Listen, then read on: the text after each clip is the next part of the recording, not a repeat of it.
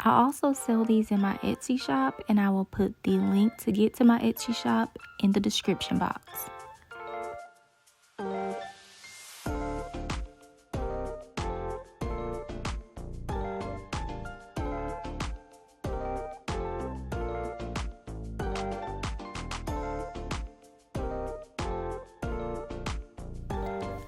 So to make my fabric bow, this is the fabric that I will be using. As you can see, it is one directional and there's characters on it, but I'm just going to show you how I make sure I get a proper placement for those characters and the direction with my pattern. So I'm just going to spread this out evenly. And this is the pattern that I made myself. The pattern is 12 3/4 inches by 8 3/4 inches. And it's going to make my bow around 6 1/4 inches by 4 inches. So that window that you see in the middle actually has a purpose, and it's going to let me know exactly what is going to be seen on the front of the bow, so I can place it so that all of the characters will be shown or that it is going in the correct direction. So I'll put down my pattern weights, and then I'm going to cut off the excess, not doing a seam allowance, so right down the edge of my pattern. And then I'm going to remove my pattern weights that I got from Dollar Tree. They're just little pebbles and they're clear.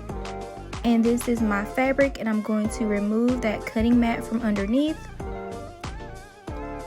Right when I move that cutting mat, I'm going to take an old beach towel that I have that I use for my ironing purposes, and I'm going to take my fabric that I just cut out, and I'm going to lay that on top of this beach towel, and I'm going to use my iron to get out any wrinkles and remove any moisture if there is any.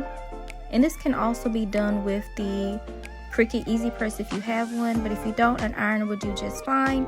So now I'm going to just iron out the wrinkles whenever I get to that. And before I do that, this is the interfacing that I'm going to be using in between my layers to stiffen up my bow. And this is not the right way, I'm just showing you the sizing.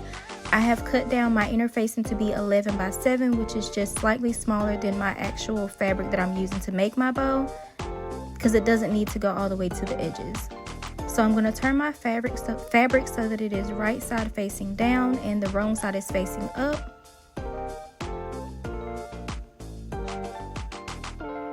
And I did this before I ironed just to make sure that I have it in the correct placement. It needs to be right side facing down and wrong side facing up. And I'm going to take my iron and get out any wrinkles and moisture.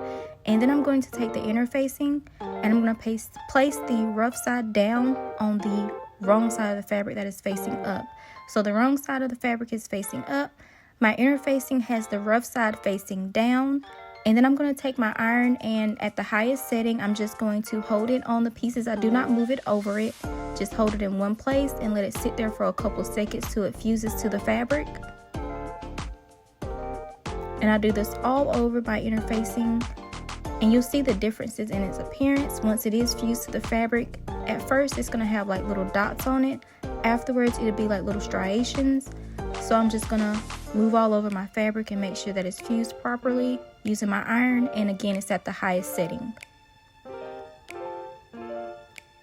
After I do that, I'm going to flip over my fabric, and now it's right side facing up, and I'm just going to go over it with my iron just to make sure everything is good and is fused correctly. And now this is the part where folding letters in middle school helps. So I'm going to fold it in half, and I'm going to take my iron and I'm going to make a crease along that folded edge that is not open. So the folded edge needs to be creased. And that's what I'm using my iron to do, because it's going to be very important in this next step that you find the middle of this part of the fabric. So now I'm going to open that up, and I'm going to take the bottom and fold it to meet that very same crease. And I'm going to do the top the same way. And after I do that, I can take my iron and I'm going to iron this so that it is in place and it does not move.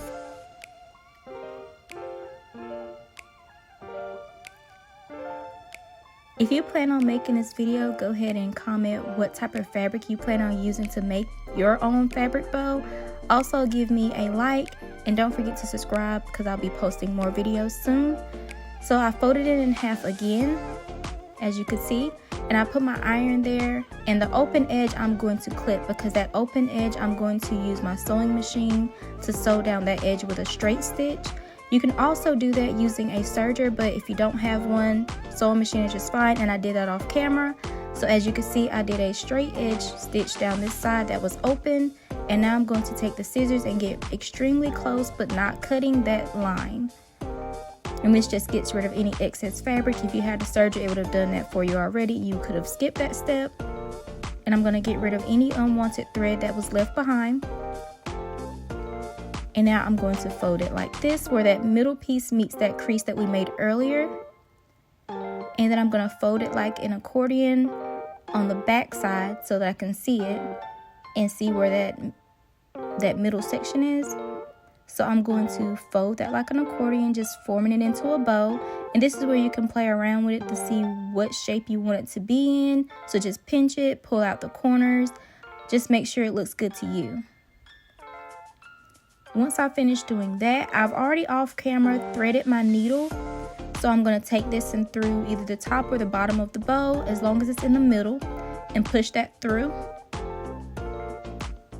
And I always struggle with this for some reason, but it takes me a little bit of time to get it through that much fabric. So if your bow is bigger, it could be a little bit difficult. If it's smaller, it shouldn't be, but it's pretty medium-sized bow. It's going to make a bow that's about, I think I said this before, but 6 1/4 inches approximately, and then 4 inches from top to bottom in the side pieces. So once I do that, I'm going to wrap my string around a couple times, and then I'm going to take it from the opposite side that I didn't push it through, and I'm going to push it through there. So that's what you see me doing here, is pushing it through the bottom so that it comes out the top. Once again, don't forget to like, comment, and subscribe.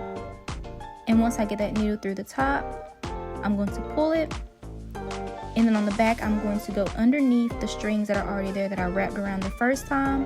And I'm going to do that like a couple times. So if you want it really secure, just do it as many times as you want. I think I did it 3 or 4 times.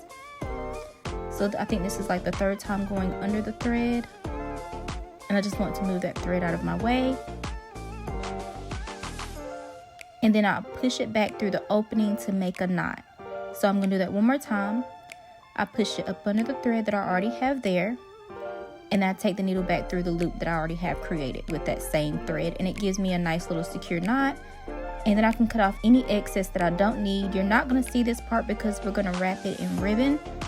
So I'm just going to, pull it out, make sure it looks good. And being that it's not really tight, I can still maneuver it to make sure I want it to look the way I want it to look. This is the ribbon that I'll be using around the middle. It is cut to 3.5 inches just to make sure I have enough. And it's a 5/8 inch of ribbon. So I'm going to take my glue gun and I'm going to apply some to the ribbon to get it started. So I'm going to place it here. You will burn your fingers a few times because the benefit of using glue gun is it does not take as much time as other glues. The downside is you have to work with it quickly, so you're more than likely going to burn your fingers. So be careful with this. And kids, if you're trying to make this hair bow, please let your parents do this part. You don't need burnt fingers like me. So we're going to go all the way around the bow with the glue gun. And I apply it to the bow. And then I place the ribbon on top. And then I smooth it out. And it's dry instantly in like a couple seconds. Now I do cut mine long enough so that it overlaps just a little bit, because I don't want it to look like it just stopped and it didn't meet the actual other ribbon.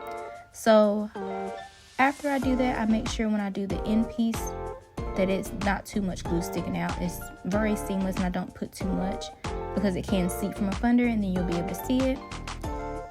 So to clean up that little piece, I'm going to take a lighter, and again, if you're a kid, please let your parents do this part. I'm going to burn that so that it is not fraying anymore, because this is ribbon, not fabric.